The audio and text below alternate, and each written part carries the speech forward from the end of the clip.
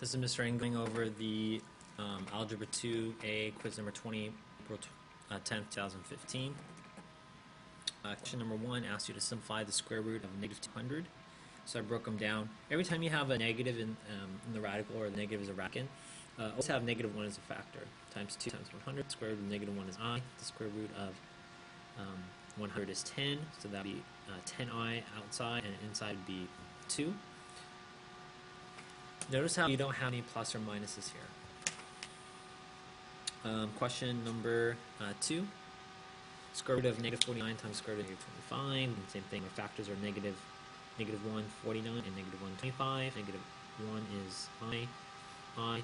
Square root of 49 is 7. Square root of 25 is 5. So 5 times 7 is 35. Remember, I squared is negative 1. So 35 times negative 1 gives me 35. Question number 3, you just need to simplify with, hard to see in the video, adding, subtracting. So here I'm just going to distribute that, so that'll become negative 2 and a negative 8i. Then I can drop the parentheses and the pluses, and then combine like terms, they'll cancel. And you're just left with the 2i. And my constants, that'll give me 7. 7 plus 9 is 16. 16 plus 2i is my answer. Question number 4. I'm just going to multiply. I use the box method, or you can just distribute. 9i times 9 gives me 81i, and 9i times negative 8i gives me negative 72i squared. I squared is negative 1, so negative 1 times a negative 72 gives me positive 72. Therefore, my other choice is A. Question number 5. Question number 5 asks me to simplify, and you'll notice that's multiplication of binomials. So you either use FOIL or I use the box. 6 plus 5, I is one quantity, and then 4 minus 4i. So I multiply is 24, negative 24i, 20i, negative 20i squared. Then you can just combine the terms. So multiply first and then add. 24, this becomes negative 4i, and this is negative 20i squared. I squared is negative 1. Negative 1 times negative 20 is positive 20. 20 and then 20 and 24 gives me 44. 44 minus 4i. Choice A.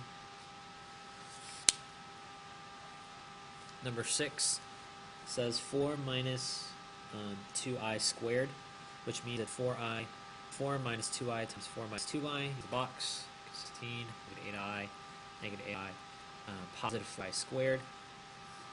I squared turned into negative 1, negative 1 times 4 is negative 4, 16 and negative 4 gives me 12. 12 minus 16 is my answer. Now I also want to show you guys why E is incorrect. This is a common mistake when people see binomials squared.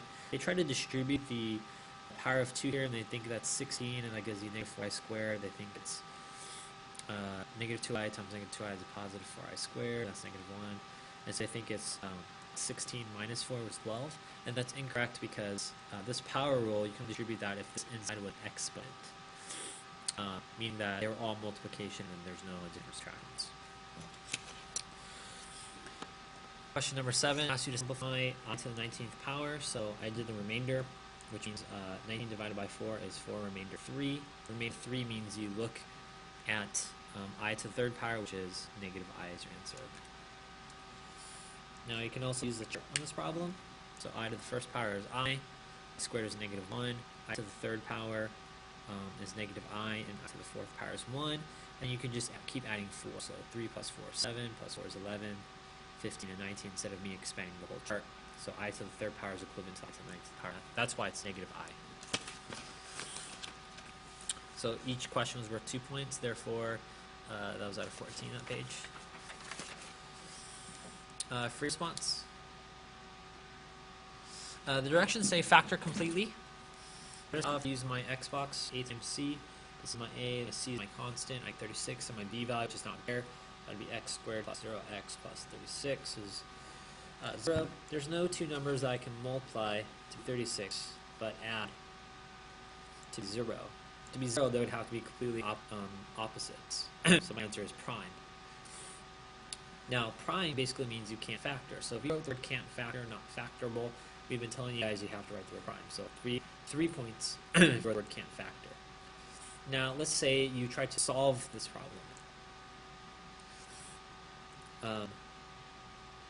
This problem you would solve by doing the square root method, setting equal to 0 and subtracting 36 and taking the square root. But if you try to solve it and you factor it correctly, meaning it's prime, then I give you 3 points. Question number 9, same thing. There's my x and there's my box. A times c, this is your b value, two numbers that multiply to be negative 16 but add to be 6, so it's 8 and negative 2. Put this into your box. Your x squared goes in the first term, negative 16 is in the bottom right. Then here you turn this one to be 8x, this one to be negative 2x. This is x times x is x squared, x times 8 is 8x, and negative 2 times 8 is negative 16. So these out here would be your factor, x plus 8, x minus 2. So the idea of factoring completely just means I can't factor these anymore. So if you factored it correctly and then you try to solve it, meaning c equal to 0, I got point. Same thing for this problem. Question number 11. 4 plus square root of negative 24, 8. So 4, square root of negative 24 is negative 1 times 4 times 6. Square root of negative 1 is I, square root of 4 is 2, 6 is still there, so 2I, right? 6. So if you got this far, I gave you 3 points. The next thing is you need to take out a greatest common factor. So this is a common mistake for students simplifying these problems. So if you factor out a 2, it's 2 times 2 gives me 4, and then 2 over here, 2 times I gives me 2I. And then 2 times 4 is 8. So there I can cancel my 2's, and then I'm just left with 2 plus I radical 6 over 4 is my answer.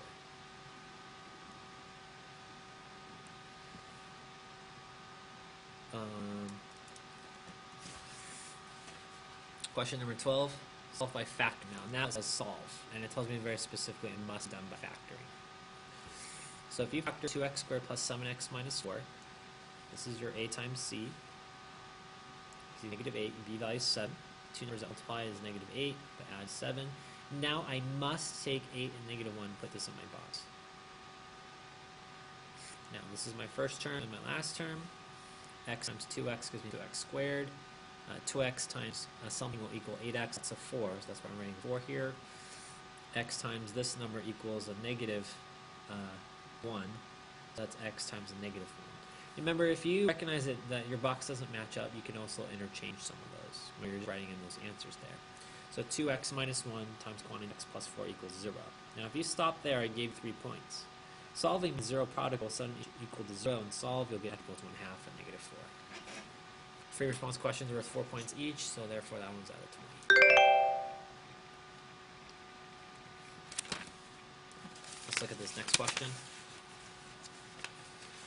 Directions are a little bit cut off on the page. Essentially tells us solve by completing the square. I decided to make this question 4 points extra credit. I'll tell you how to do the problem first, and I'll tell you how I scored it. So the first thing I did is I moved that 5 over. Now I'm left with 2x squared minus 4x plus 5 equals 0. Problem's still the same. The next thing I do is what I'm doing here is I normally go from this step down to this step. So I take out a 2. I get x squared minus 2x. This is my b value. So I'm taking my b value, which is negative 2, and negative 2 divided by 2 is negative 1. Negative 1 squared is positive 1. So my positive 1 there is, in class I've been using pink, so to be consistent. So this is positive 1. So that's essentially that's 2x squared, negative 4x, and that'll be a positive 2. Well, you can't add a positive 2 to a problem. You also have a negative 2. And this is the reason why you have the negative 2. So if I factor here, you'll take out a factor of 2. This will become a perfect trinomial square. Don't forget the 2 there. And negative 2 plus 5 gives me a 3. Now to solve this by completing the square, I'm going to subtract 3. Divided by 2 to eliminate the leading coefficient there, so I get negative 3 halves. I take the square root, so I know my answer is going to be plus or minus. I have the factors negative 1 times radical 3 over 2. Radical 3 over 2 is radical 3 over radical 2. And the reason why it's extra credit because you need to rationalize, which means you can't have a radical in the denominator. Multiply the numerator and denominator by this number, radical 2. Multiply cross, you'll get radical 6 over radical 4, which is 2.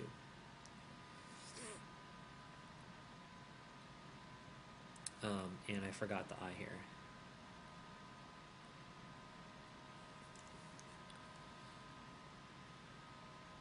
So now I have plus or minus, and then I just add the 1 here.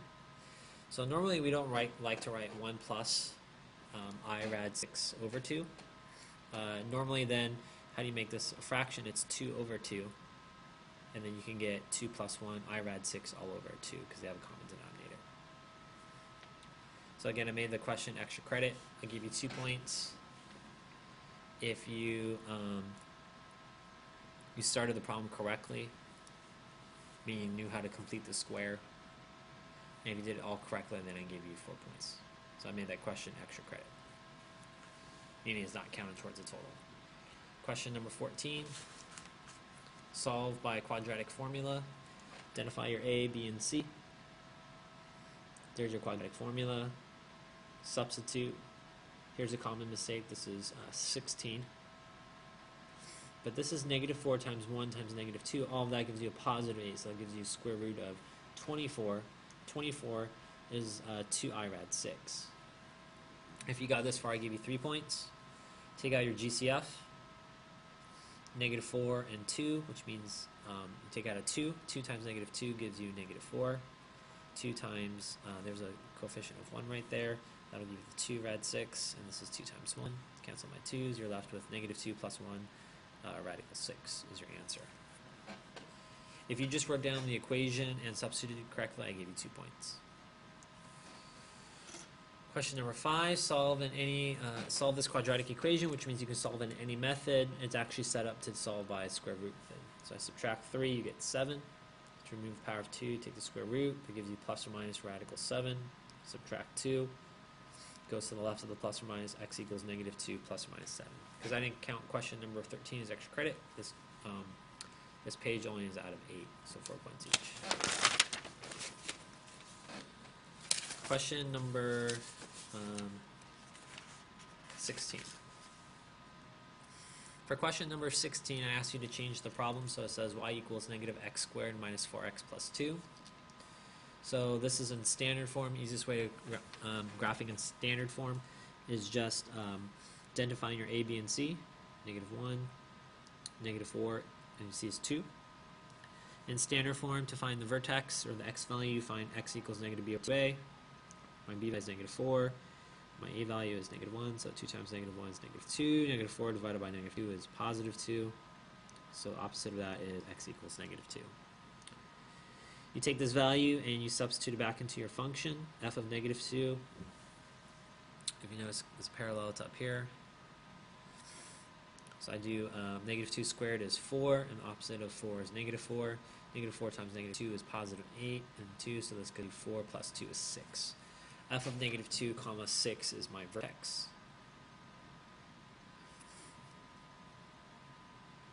There it is. So vertex. Here is, what we've been doing is taking that and substituting into your value. Remember your C value here. Because in standard form, that's also your Y-intercept. If you didn't understand that, you can also, in your Y-intercept, you can make x equals 0 and solve that too. And then to find your x-intercept, you can either use, I know a lot of students picked quadratic formula, so I'll show it to you, but I'll do completing the square. Move the 2 over. Factor out a negative 1. My b value is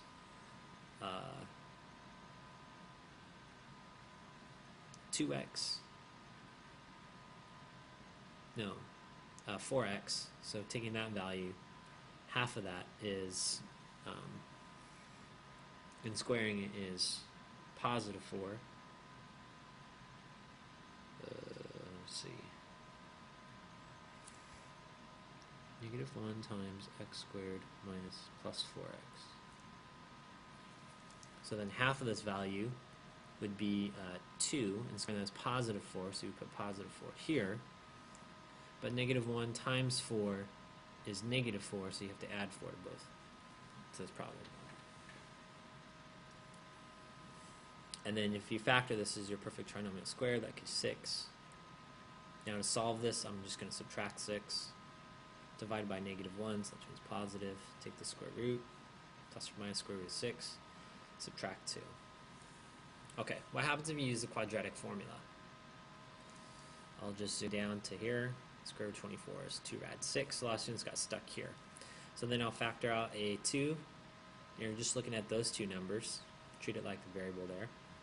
So 2 times 2 plus or minus 1 rad 6. And this one is 2 times negative 1, so your 2's cancel. So what does that divide by negative mean? Well, then separate the problem. This might make sense to you. 2 plus radical 6 over negative 1. And 2 minus radical 6 over negative 1. 2 divided by negative 1 gives you negative 2. And a positive rad 6 divided by negative 1 gives you a negative radical 6. It becomes negative 2. And it becomes positive radical 6. Notice it comes negative 2 plus or minus radical 6. So these as my solutions, either using quadratic formula or completing the square, will get you our x-intercepts. Question number 17 asks you to use the domain and range. So the answers for the domain is all real numbers. So in your graph, first thing you touch is arrow, last thing is going to be the arrow, so that's all numbers. Anytime you have all real numbers, you always write for interval notation negative infinity to positive infinity with parentheses, always. Now the range is bottom to top. The answer is y is less than or equal to 6. So from the bottom, you're touching all of the negative numbers because of the arrows. But you keep going on the graph and you stop there at 6. The reason why it's 6, because remember that's negative 2. 6. So it's saying all your y values must be less than or equal to 6. Now the reason why the answer is negative infinity to 6 is because when you're reading interval notation, it's left to right, and the first thing you need to do is come from the bottom. Well, if you come from the bottom, the first thing you touch is the arrows, and the last thing you touch is that 6. So the graphing problem was out of 8 points. There's your rubric. We talked about that in class. And then for the table, it was 2 points each. So essentially makes that page 16 points. And then the last question of the quiz was question number 18, j of x. This is in vertex form. So notice that plus sign, so I'm going to write x minus negative 3 squared minus 5. Write your vertex form right below it. You identify your a value is 1. Your h value is negative 3. And then your k value is whatever is outside of that parentheses, so negative 5. The common mistake for students is just that negative sign. The reason again is that in the vertex form you must have that minus sign. There's the minus sign, therefore h is negative 3. A value means the graph opens up and you have a minimum, so negative 3, negative 5. To find my y-intercept, to find my x-intercept, you make y equals 0. Add 5, take the square root, that means plus or minus square root of 5. Subtract 3, which goes in front of that plus or minus. So when you write this on your graph, remember the negative 3 plus radical 5, the plus or the greater numbers will be on the right hand side, and minus will be on the left.